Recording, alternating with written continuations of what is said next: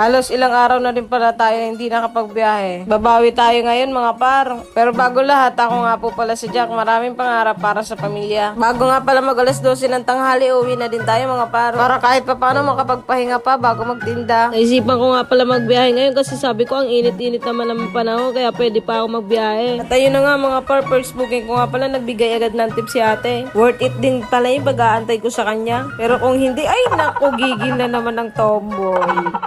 Pero sana naman talaga sa ibang customer dyan. Dapat po pag may papadala po kayo, dapat naka-ready na. Hindi yung talagang aantayin pa kayo na kalahating oras. Ay talaga naman na napaka-iksi talaga ng pasensya ko mga par.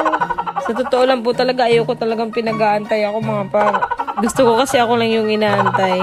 Siya nga pala, pangatlong booking ko na din pala to mga par. Dadalhin ko din pala to sa Binyan. At pagkatapos nga pala nito, maglalast booking na ako. At sabi ko magpapahinga na din ako at magtitinda ako mamayang hapon. Bago nga din pala ako umuwi, dadaan na din ako ng gatas kasi nabusan nga pala ako ng stock. Kung napapansin nyo nga pala mga par, nag-iiba nga pala yung panahon dyan. Hindi ko talaga uulan yan mga par. Ito na nga pala yung last booking ko. Halos mag-alas 12 na pala mga par. At arin na nga yung sinasabi ko, umulan na nga din pala dito kaya tumigil na muna ako sa gilid. May dala-dala naman akong kapote kaso ayoko nga suotin kasi tinatamad na ako magsuot. Pag tumila nga pala to, uwi na nga din pala ako mga par.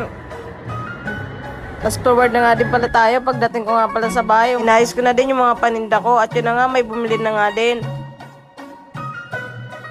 Maya nga pala bigla na naman umulan. Ito talaga yung pinakamahirap sa nagnegosyo lalo na't wala kang maayos na pwesto. Mabuti na lang talaga kahit papano may mga nabili pa rin. Basta mga par, abangan nyo na lang magkakaroon din tayo ng pinapangarap ko. Gusto ko kasi talaga yung nilalagay sa motor para kahit saan ka magpwesto pwede. Yun lang, salamat sa panonood.